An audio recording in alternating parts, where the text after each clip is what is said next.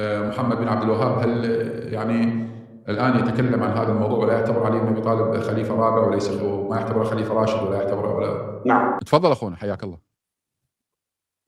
اولا يا شيخنا انا رجل سلفي حقيقي مش بستخدم التقيه، واقول لك بعقيدتي واتمنى تتقبلها من غير انا لا بطعن ولا بسب ولا بلعن. نعم. احنا عندنا في العقيده اللي يترضى عن علي بن ابي طالب ده منافق. اللي يترضى عشان احنا عندنا في العقيده الحقيقيه نعم اللي يترضى عن علي بن ابي طالب ده منافق. جيد خوش. احنا عندنا علي بن ابي طالب عمل مجازر، مهم. حارب ام المؤمنين وقتل من الصحابه عشان السلطه، ومفيش اي مقارنه بين الحسين ويزيد. نعم. يزيد فتح 18 دوله جيد. ونشر الاسلام.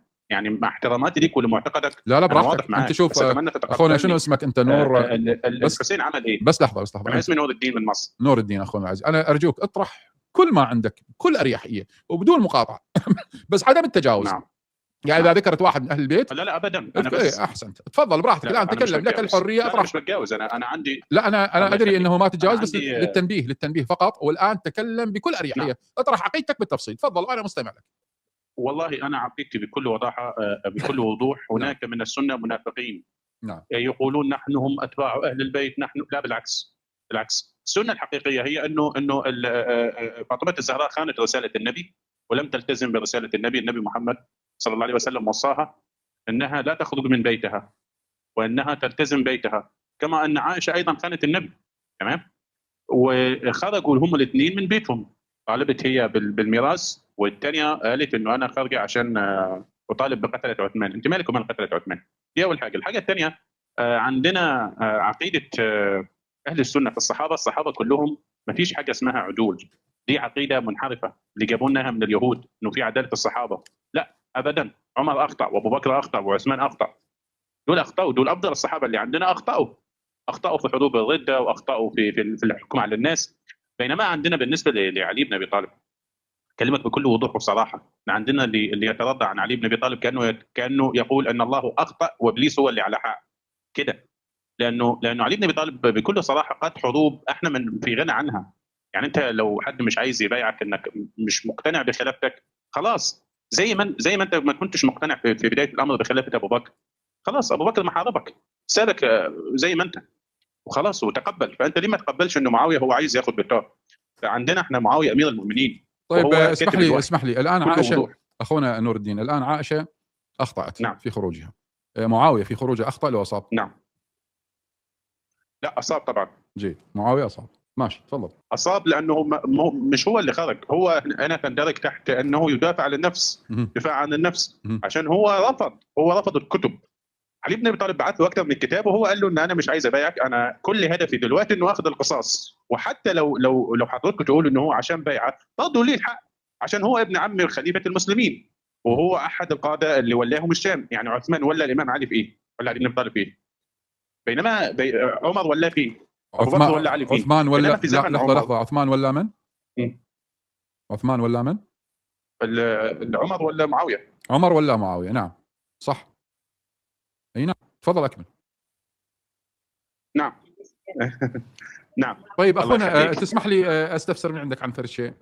يعني هذا انت الان اللي تفضل يا فندم. اللي تكلمت به اشكرك. هذا اللي تكلمت به يعني هذا عباره عن رايك الشخصي ام ان هنالك مدرسه خلينا نسمي نصطلح عليها مدرسه خاصه تنتهج هذا النهج؟ لان هذا النهج ما سامي به. يعني هل هنالك مدرسه تتبنى هذا النهج؟ مو مدرسه يعني مدرسه بناء وكذا وطلاب واساتذه، لا يعني مثلا علماء مثلا لهم اتباع يتبنون هذا النهج اللي انت ذكرته. اي نعم تفضل وضح لنا. نعم عندنا علماء. اولا عندنا عالم عراقي حضرتك بما انك عراقي وبرضه بناخذ محاضرات منه اونلاين وفي الواقع اللي هو الشيخ طه الدليمي. الشيخ طه الدليمي ده عالم. نعم. ودكتور. نعم. لا هذا دكتور مال الاطفال. ده منقه للحديث. دكتور اطفال. هذا دكتور اطفال. الشيخ صابر مشهور. لحظه اخونا هسه احنا طه الدليمي عرفنا. منو الاخر الذي هو نعم. منقح للحديث وباحث في الحديث؟ صابر مشهور. نعم. صابر مشهور. يعني الان طه الدليمي وصابر مشهور وبعد منه في برضه عندنا اللي هو الشيخ محمد بن عبد الوهاب. ده هو يعني المؤسس. محمد بن عبد الوهاب هل يعني الان يتكلم عن هذا الموضوع ولا يعتبر علي بن ابي طالب خليفه رابع وليس وما يعتبره خليفه راشد ولا يعتبره ولا نعم ولا يترضى عليه؟ انا حامل 100 لحظه. نعم. طيب اخوان جاي يسمعون الكلام. جاي يسمعون يعني الحقائق تتبين يوم بعد يوم، لكن أهم شيء حينما تريدون الاستماع إلى ما يدور حولكم وتعلمون ما هي العقائد الموجودة والتي أنتم الآن تستغربون من هذا الكلام. أنا أعرف الآن أنتم مستغربين لهذا الكلام، لكن شلون أنت توصل حتى تعرف ما يدور حولك؟ تستمع، نتعلم حسن الاستماع للطرف الآخر. ما دام ما يجاوز خليه يصرح بعقيدته، خليه يصرح بعقيدته وخليه يشرح وخليه يقول أدلته وأموره، وبعد ذلك نناقش الأدلة. احنا ما نناقش الأشخاص، نناقش الدليل الذي يأتي به الشخص. واضح يا أخواني الأعزاء؟ فمن هذا المنطلق انا موجود بس أخونا الله يبارك بك ويحفظك إن شاء الله. الله يبارك بك أخونا العزيز. الآن أنت تكلمت وذكرت عدة علماء موجودين عندكم وأحياء يرزقون كصابر مشهور وطه الدليمي ومحمد بن عبد الوهاب. أنا هؤلاء أعرفهم، يعني طه الدليمي لا أخالفك فيه، طيب، وصابر مشهور أيضا لا أخالفك فيه، لكن محمد بن عبد الوهاب، شنو دليلك على أنه محمد عبد الوهاب الذي تتبعه المدرسة السلفية الآن هو على نفس هذه العقيدة التي أنت تعتقد بها وتدعو إليها؟ شنو دليلك من كلام محمد بن عبد الوهاب عندك أخونا؟ نعم، بارك الله بك. نعم، دليل أولا سؤالك جدا جدا جوهري وأنا هجاوب عليه. نعم. سيدي الكريم، كتاب التوحيد ما كانش فيه آيات قرآنية زي دلوقتي ما بيروجوا أصل أفضل كتاب في التوحيد وهو قال الله وقال. لا أبدا. محمد بن عبد الوهاب الكتاب ده عمله كتاب سيرة، كتاب نقل به السيرة، سيرة الحروب، سيرة الصحابة. لكن اللي جو بعدها عشان الكتاب ده ينزل في الطبع ويوصل لينا، شالوا الحاجات اللي هم يعني ما قدروش انهم يرقعوها، تمام، فحطوا بدلها ايات قرانيه وتفاسير لايات قرانيه واقسام التوحيد والحاجات دي اللي هم وضعوها، تمام، بايات قرانيه من القران الكريم. دي حقيقه. لما حضرتك ترجع لمحدث برضه مغربي عنده كتاب اسمه صحيح البخاري نهايه اسطوره، لما ترجع هتلاقي انه البخاري مفيش مخطوطه باسم البخاري، صح، مفيش اي مفيش حاجه اسمها كتاب صحيح. نعم. يعني بالمنطق كده لما عايزين نقول ان احنا اهل سنه وده هو اصح كتاب، الحاجه دي غلط، لا تقبل عقلا، عشان احنا ما عندناش معصوم. يعني ايه ولا ما اخطاش في حديث؟ جاء بعد النبي 200 سنه، طب اللي قبله مش اعظم منه؟ طب اللي بعده مش برضه اعظم منه علميا وفكريا؟ ائمه المذاهب الاربعه ولا ابن تيميه ولا، وانت برضه عندك اهل البيت عليهم السلام وكده. مساله مختلفه تماما. يعني الان يعني محمد مش مقتنع. نور الدين اخونا العزيز، يعني الان نعم.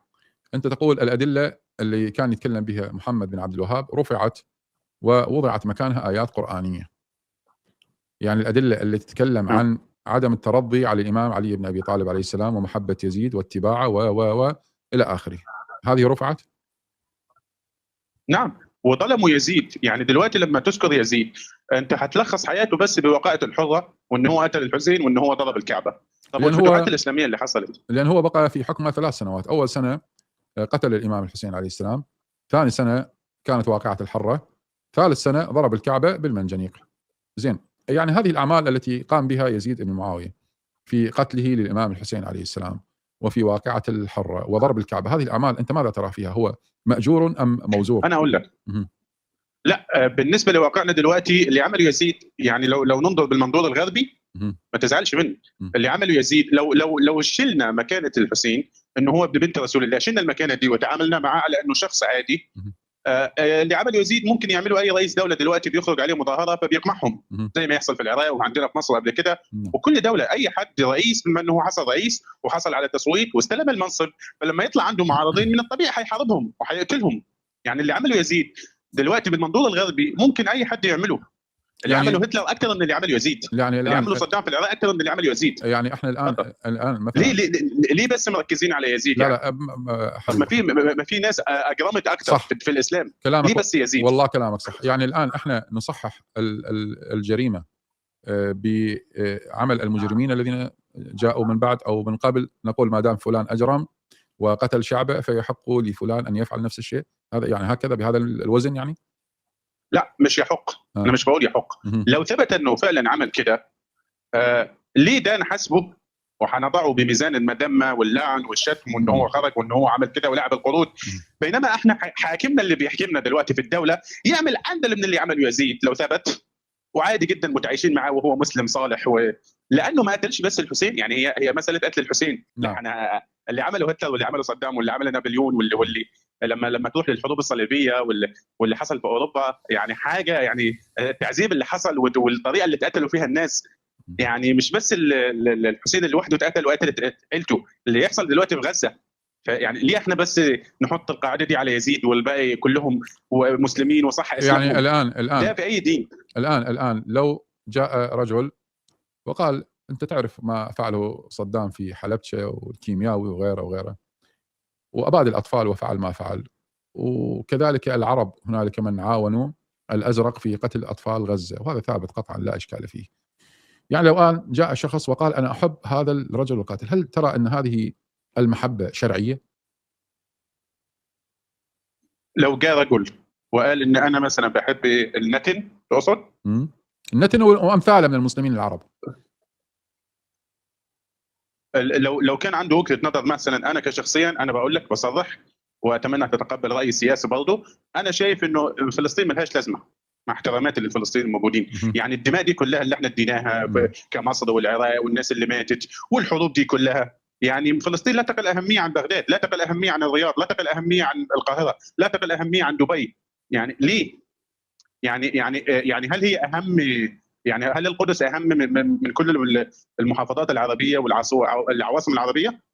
يعني ايه يعني مثلا الرسول؟ ما هو دلوقتي احنا عندنا ال سعود برضه، امريكا دخلت فيهم، وكساء الكعبه في فلسطين.